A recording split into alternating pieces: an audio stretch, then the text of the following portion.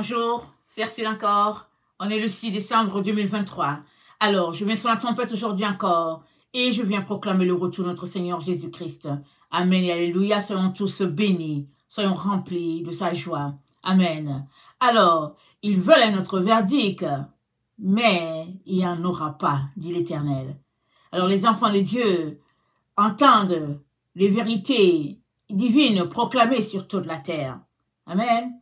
Mais plusieurs de ces enfants-là cherchent les vérités qui les arrangent. Amen. Alors, ils veulent entendre quelque chose qui sied avec ce que eux, ils pensent, ou bien avec leur cœur, ou bien la valeur qui est la leur, ou bien les valeurs qui sont les leurs. Ils veulent ce type de vérité-là. Ils veulent un autre verdict. Parce que Dieu est en train de juger. Et il est en train de donner des verdicts, ça et là. Mais les enfants de Dieu, ils veulent entendre autre chose encore. Donc ils attendent pour savoir, est-ce qu'il va dire autre chose, Dieu? Dieu dit qu'il n'y aura pas un autre verdict. Le verdict qu'il donne dans ses jugements est par rapport à ce qu'il a établi depuis l'éternité. Alors ces verdicts-là qu'on entend dans notre temps, ce sont les mêmes verdicts qui ont été proclamés par l'Éternel au temps des apôtres, au temps des prophètes d'antan. Alors, dans Ézéchiel 12, au verset 21, voilà ce que l'Éternel dit. « Il y eut une parole du Seigneur pour moi. Fils de l'homme, pourquoi appliquez-vous ce proverbe à la terre d'Israël? Les jours s'éternisent et aucune vision ne se réalise.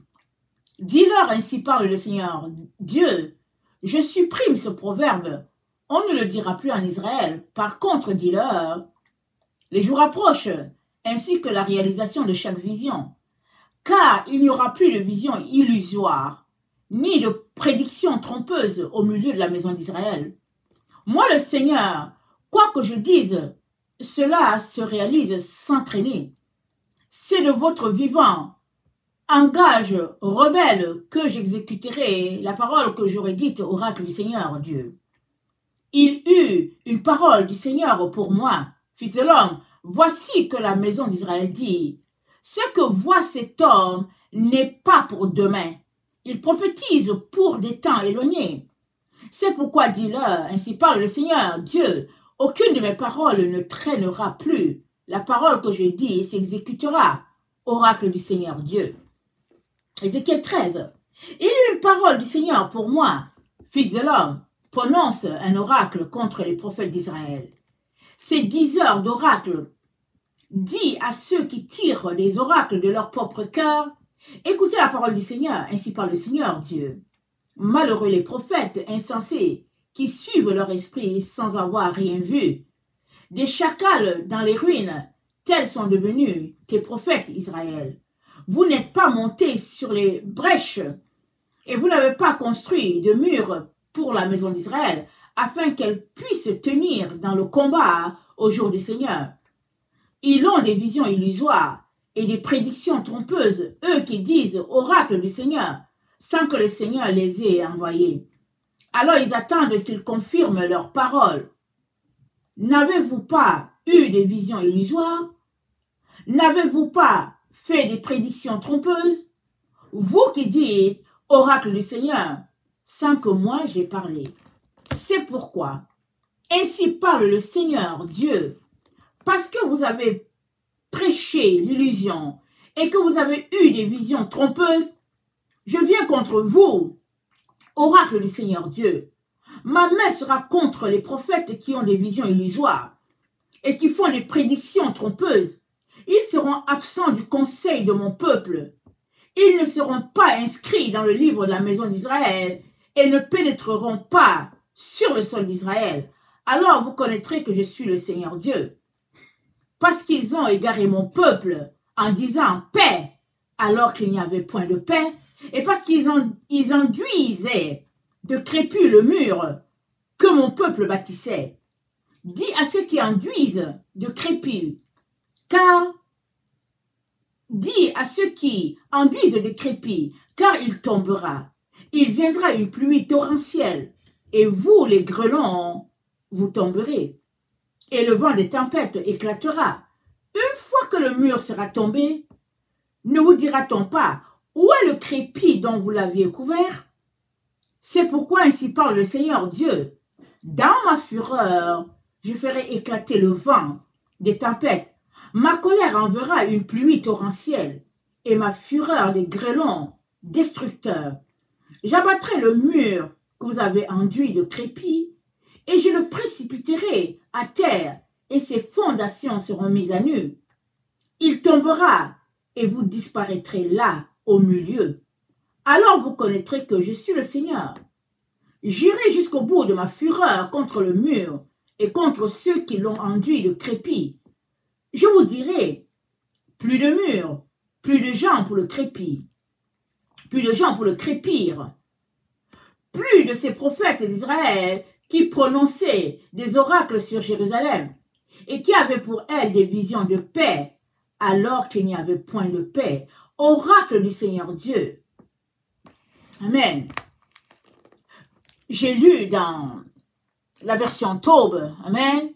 Alors, nous avons lu Ézéchiel 12, 21 jusqu'à Ézéchiel 13, le verset 1 au verset 16.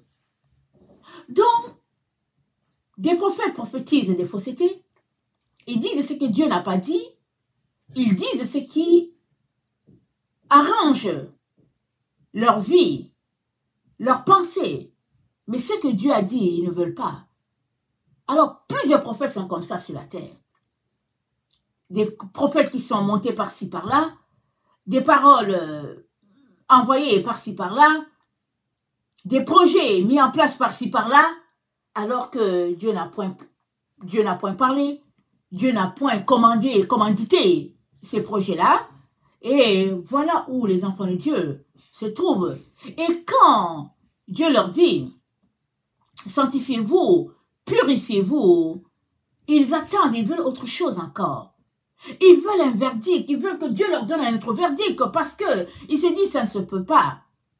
Parce qu'ils veulent entendre quelque chose qui va les arranger. Mais comme tu veux entendre quelque chose qui va t'arranger, écoute ce que Dieu te dit. Tu vas entendre ce que Dieu veut que tu entendes.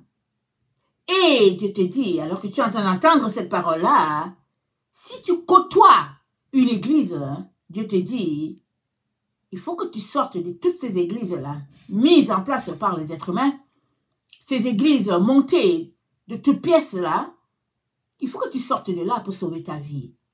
Parce que Dieu va demeurer et demeure à l'endroit où son esprit est.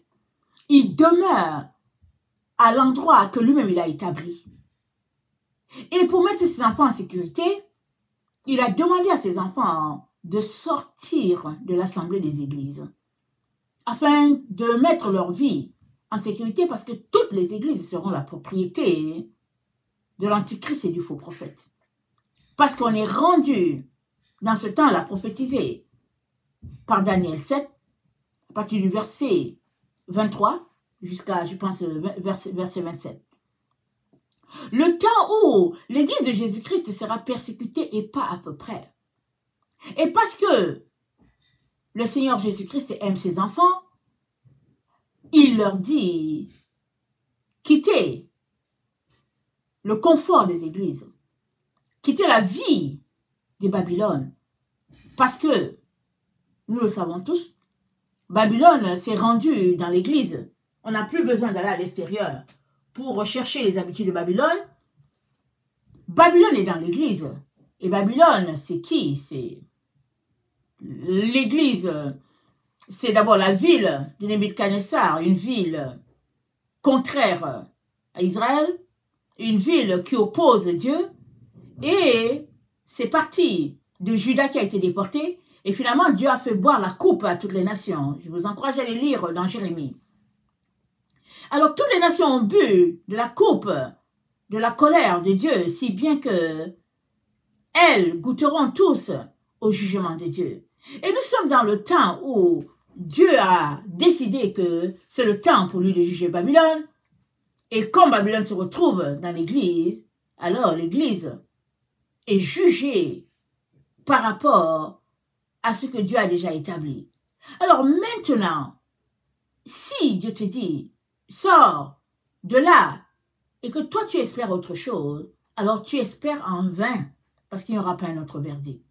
Autre chose, toi qui es d'une église qui oppose Dieu, que tu sois évangélique, de tout, peu importe l'ordre dans lequel tu es, peu importe l'église d'où tu sors, à l'origine, il y avait une église mère, et puis c'est à ton église que Dieu a établi les bases pour l'enseignement, pour les directives et tout. Et nous le savons tous, que les bases de l'église que nous avons reçues de l'église catholique, ils viennent de Moïse. Parce que Dieu l'a appris à Moïse, Moïse l'a appris aux différents sacrificateurs, lequel a marché, et puis finalement, hein, les apôtres aussi l'ont appris, et puis ben voilà.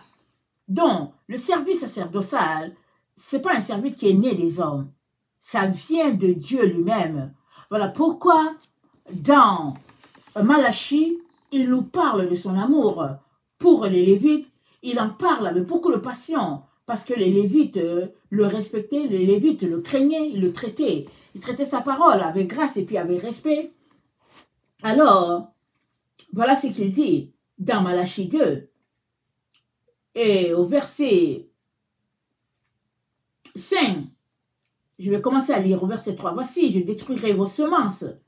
Et je vous jetterai les excréments au visage et les excréments de ces victimes que vous sacrifiez. Et je vous emporterai avec eux. Vous saurez alors que je vous ai adressé cet ordre, afin que mon alliance avec Lévi subsiste.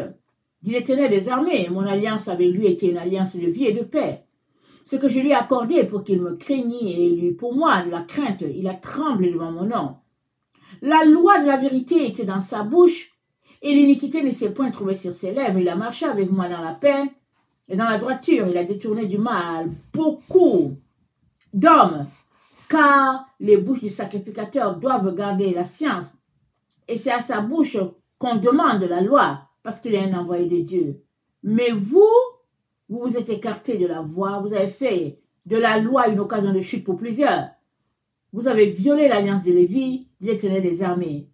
Et moi, je vous rendrai méprisable et vil aux yeux de tout le peuple, parce que vous n'avez pas gardé mes voies, et vous avez égard à l'apparence des personnes quand vous interprétez la loi.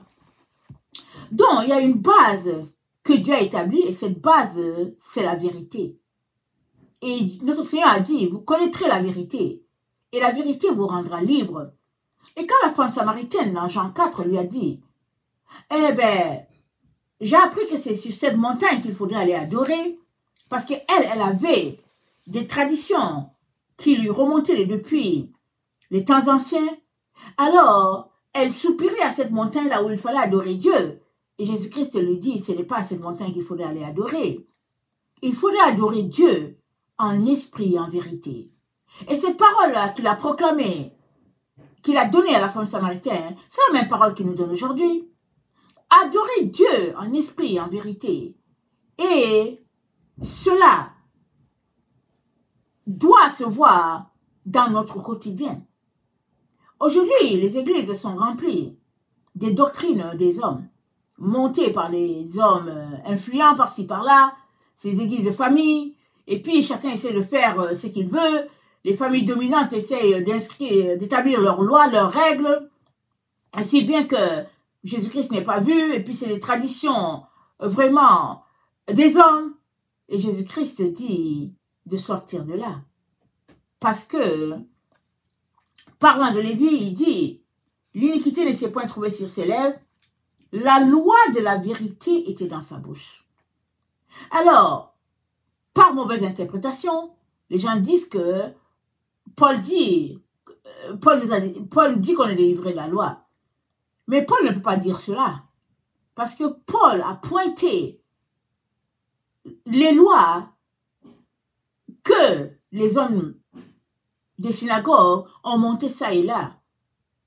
Et ils asservissaient le peuple avec ces lois-là.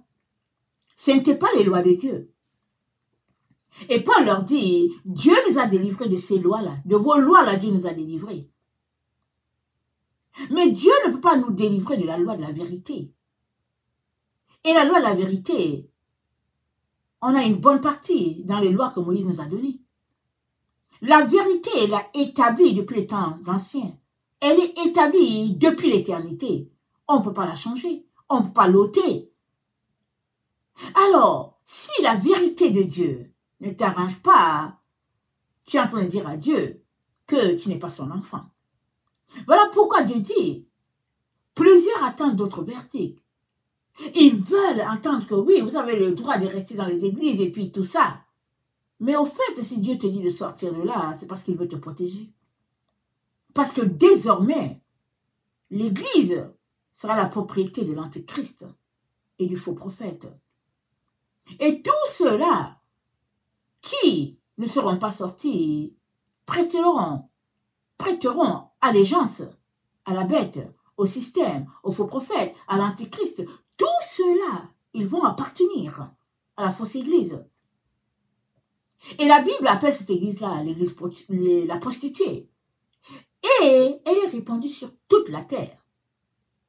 Autant la véritable église de Jésus-Christ est sur toute la terre, et on ne peut pas la voir à l'œil nu comme ça, parce que les individus se terrent chez eux, en train de chercher leur Dieu, en train d'entrer en communion avec lui. Autant la fausse église est visible partout et s'érige par là dans les bâtiments et tout, et tout, et tout. Mais cette église-là est jugée. Quand on lit la Bible, on sait qu'elle est déjà jugée. Et Dieu nous informe qu'on est dans le temps où ce jugement-là, prononcé par notre Dieu, depuis un temps, sera visible. Ça va sauter à l'œil nu. Tout va voler en éclats. Et les marchandises, et tout va voler en éclats. Et si nous arrêtons un peu, nous savons bien qu'aujourd'hui, l'église de Jésus-Christ est rendue un endroit où les gens vendent les choses. Quand Jésus-Christ a marché sur cette terre, il a chicoté les gens dans l'église. Il a renversé leur table. Il a dit, cette maison, c'est une maison de prière. Mais vous en faites une caverne de voleurs. Mais aujourd'hui, dans plusieurs églises sur la terre, avant que les gens commencent à prêcher, ils viennent te montrer le livre qu'ils ont écrit. Ou bien le livre qu'il faudrait acheter. Ou bien faire la promotion de ceci. Avant qu'ils commencent à parler de Dieu, ils vont venir te raconter une histoire où il faut faire ceci, il faut faire cela. C'est devenu un endroit de commerce. Et qu'est-ce que Dieu nous dit à propos de tout ce qui est commerce? Qu'est-ce qu'il dit de cette église-là qui est devenue une prostituée, qui est la fausse église, parce que des règles, des lois se sont érigées ça et là, et c'est devenu comme si c'était la loi de Dieu, et Dieu donc a prononcé son jugement, et avant qu'elle devienne cendre, il dit à ses enfants, sortez de là. Alors, dans Apocalypse 18, au verset 9, c'est dit, et tous les rois de la terre qui se sont livrés avec elle à l'impudicité et au luxe pleureront et se lamenteront à cause d'elle quand ils verront la fumée de son embrasement. Et se tenant éloignés, dans la crainte de son tourment, ils diront, malheur, malheur, la grande ville. Babylone, la ville puissante, en une seule heure est venu ton jugement. Et dans Apocalypse 19, le verset... Attendez, c'est 17. Je suis désolée, Apocalypse 17. Le verset 12, c'est dit, les 10 cornes que tu as vues sont 10 rois qui n'ont pas encore reçu le royaume, mais qui reçoivent autorité comme roi pendant 1 heure avec la bête. Ils ont un même dessein et ils donnent leur puissance et leur autorité à la bête. Ils combattront contre l'agneau, les vaincra parce qu'il est le Seigneur des Seigneurs. Pardon, ils combattront contre l'agneau et l'agneau les vaincra, excusez-moi, parce qu'il est le Seigneur des Seigneurs et le Roi des Rois. Et les appelés, les élus et les fidèles qui sont avec lui les vaincront aussi. Et pourquoi est-ce que les fidèles vont aussi vaincre? C'est parce qu'ils auront obéi et qu'ils seront sortis de la fausse église. La seule manière pour toi d'être vainqueur, c'est que tu puisses sortir de la fausse église. Parce que tu ne peux pas en même temps rester dans la fausse église et en même temps espérer être vainqueur. Ce n'est pas possible. Parce que la fausse église, elle appartient au serpent, au dragon. Et la vraie église, elle appartient à notre Seigneur Jésus. Et puis elle est représentée par la femme. Et nous savons tous qu'Apocalypse 12 nous parle du combat qu'il y a entre la femme et le dragon. Alors, soit tu fais partie de la femme, qui est la véritable église, soit tu fais partie du dragon.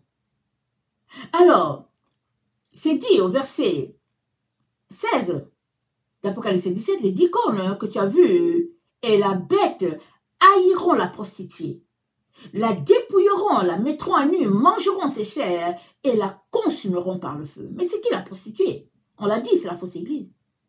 Les rois de la terre vont l'haïr, c'est-à-dire ils vont mettre en place des politiques et des stratégies pour détruire la fausse église.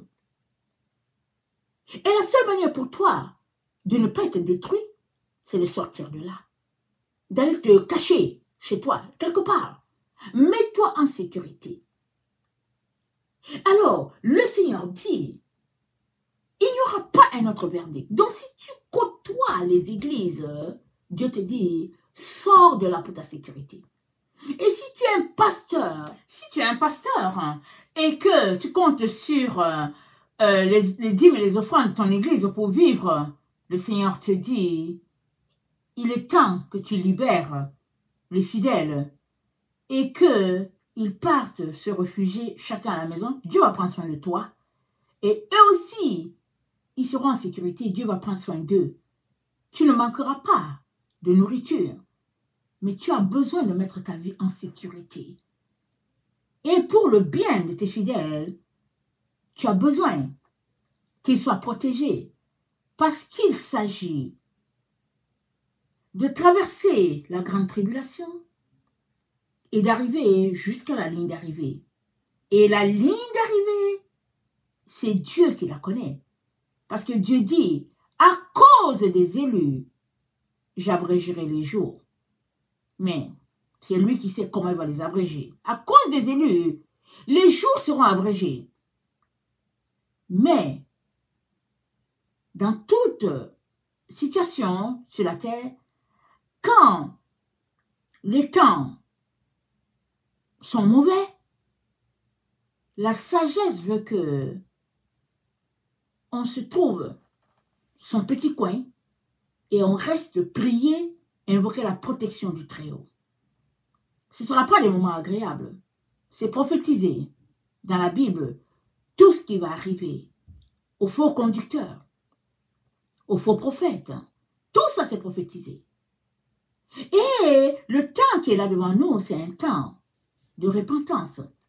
Un temps où, alors que tout semble sous contrôle et en paix, il est temps que chacun aille se mettre dans son intimité avec Dieu, bâtir cette intimité-là et supplier le Très-Haut pour sa protection, la protection de la famille.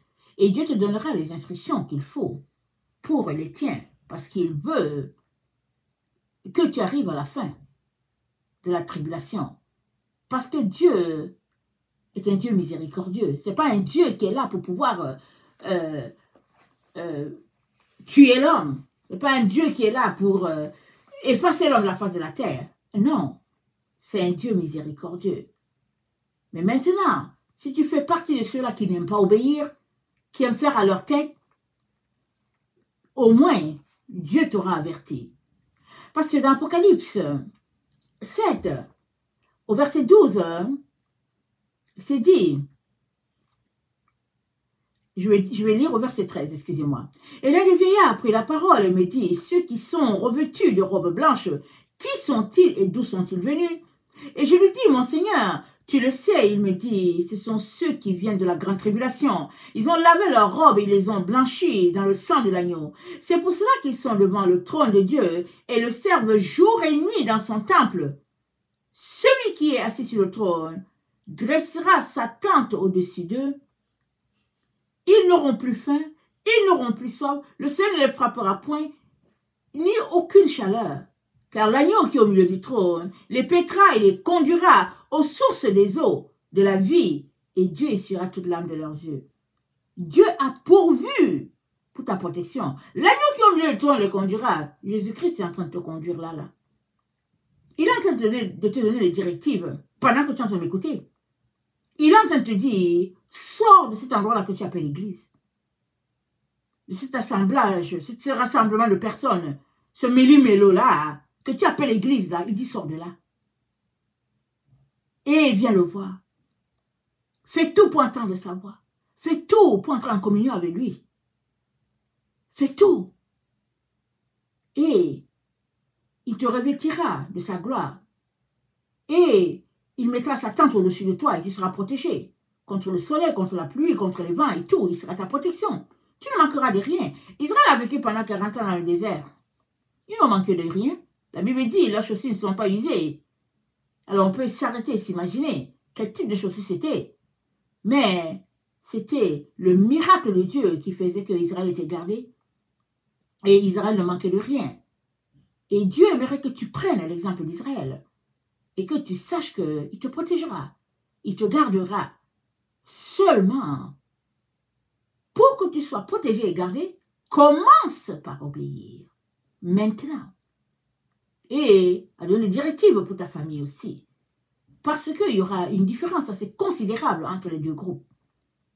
Il y aura ceux qui seront prospères financièrement, matériellement, et il y aura les autres qui vraiment se contenteront du peu qu'ils ont. Parce que eux, ils visent la fin. Ils visent leur relation avec leur père. Et tous ceux-là qui vont se tourner vers la gloire des nations, ils seront heureux au début. Mais très vite, ils se rendront compte qu'ils sont devenus la propriété de l'antéchrist et du faux prophète. Et qu'en échange, ils auront donné leur âme. C'est ça. Et Dieu ne veut pas cela pour toi. Et il vient te parler. Alors, il n'y aura pas un autre verdict. Et il m'a donné le 15-21. Amen. Pendant que j'étais dans sa présence. Il m'a donné le 15-21. Et le 15-21, je ne sais plus si c'est dans la concordance grecque ou bien hébreu. Je vais le mettre pendant que je vais uploader la vidéo. Dans le 15-21, c'est dit que c'est un Éden, c'est un jet d'eau, c'est des écluses, comme on dit les écluses des cieux, mais c'est comme, comment on appelle ça là? C'est comme une fontaine, voilà. C'est comme une fontaine extraordinaire d'eau, comme décrite dans Ézéchiel 47. Le 15-21, c'est ça. Et le Seigneur te dit, on est dans ce temps-là. On est dans ce temps où le jet d'eau est disponible pour quiconque veut boire, veut se désaltérer, veut s'abreuver, veut se laver. Quiconque veut de l'eau, la pure eau, nous sommes dans ce temps-là. Mais si tu ne veux pas sortir de là où tu te trouves en ce moment et que tu aimes l'eau sale et boueuse, ça ne t'avancera en rien. Au contraire, l'eau sale te détruira. Parce que l'eau sale là, qui est là, que tu bois et que tu penses que c'est de l'eau, ça va juste devenir de l'absinthe. Amen. Autant l'eau jaillit de la gloire de Dieu, de son ventre, autant l'eau jaillit de son intérieur, de sa personne, dans le temps dans lequel nous sommes, autant l'absinthe est là aussi disponible pour tous les désobéissants. Donc il y aura deux groupes sur la terre, alors que les uns boiront de l'eau pure, les autres boiront de l'eau amère. Donc Dieu m'a donné donc le 15-21 et j'ai eu la parole à 10h32. J'ai dit ok, je vais aller regarder le 10-32. Vous serez étonné.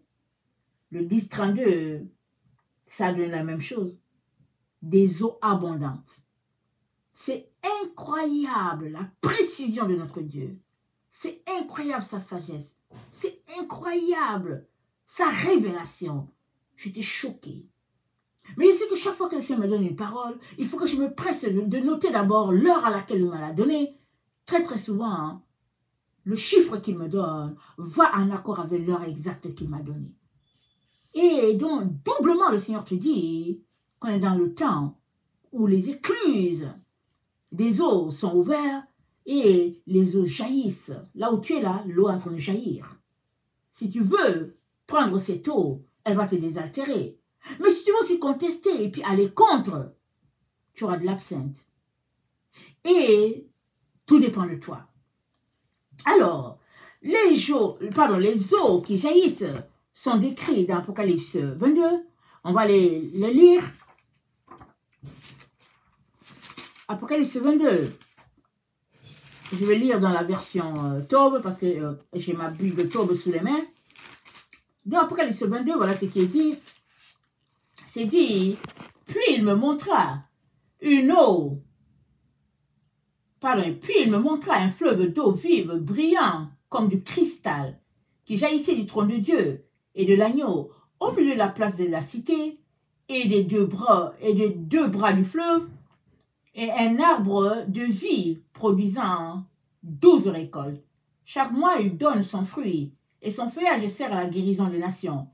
Il n'y aura plus de malédiction, le trône de Dieu et de l'agneau sera dans la cité, et ses serviteurs lui rendront un culte. Ils verront son visage, et son nom sera sur leur front. Il n'y aura plus de nuit, nul n'aura besoin de la lumière du flambeau, ni de la lumière du soleil, car le Seigneur Dieu répandra sur eux sa lumière, et ils régneront au siècle des siècles. Puis il me dit, ces paroles sont certaines et véridiques.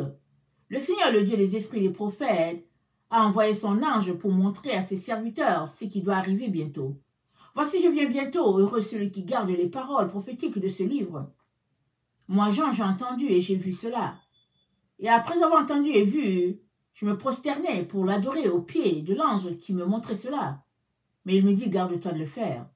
Je suis un compagnon de service pour toi et pour tes frères les prophètes. Pour ceux qui gardent les paroles de ce livre, c'est Dieu que tu dois adorer. Puis il me dit, ne garde pas secrètes les paroles prophétiques de ce livre, car le temps est proche. Que l'injuste commette encore l'injustice, et que l'impur vive encore dans l'impureté. Mais que le juste pratique encore la justice, et que le saint se sanctifie encore. Voici, je viens bientôt, et ma rétribution est avec moi pour rendre à chacun selon son œuvre. Je suis l'alpha et l'oméga, le premier et le dernier, le commencement et la fin. Heureux ceux qui lavent leurs robes, afin d'avoir droit à l'arbre de vie, et d'entrer par les portes dans la cité. Dehors les chiens, les magiciens, les impudiques, les meurtriers, les idolâtres, et quiconque aime et pratique le mensonge. Amen. Donc, on est dans ces temps-là. Les temps où les eaux jaillissent. Je vous conseille d'aller lire Ézéchiel 47. Alors, ça dépend de si tu reçois la parole ou pas. Si tu la reçois, de tes entrailles, des fleuves d'eau vive aussi vont jaillir. Si tu refuses, tu auras la place de l'amertume et ta vie ne sera pas en sécurité. Parce que si tu refuses la parole de Dieu, la vérité proclamée, tu es en train de t'accorder, peut-être avec ce qui se passe dans les fausses églises, et là-bas, tu vas courir en direction des fausses églises pour ta protection. Mais tu courras dans les bras du faux prophète et de l'antichrist. C'est ça que Dieu veut t'éviter. Et il te dit, obéis. Obéis. Et mets ta vie en sécurité et celle de ta famille. Que le Seigneur bénisse sa parole. Maranatha, Jésus revient. Amen et alléluia. Sont tous bénis. Amen et amen.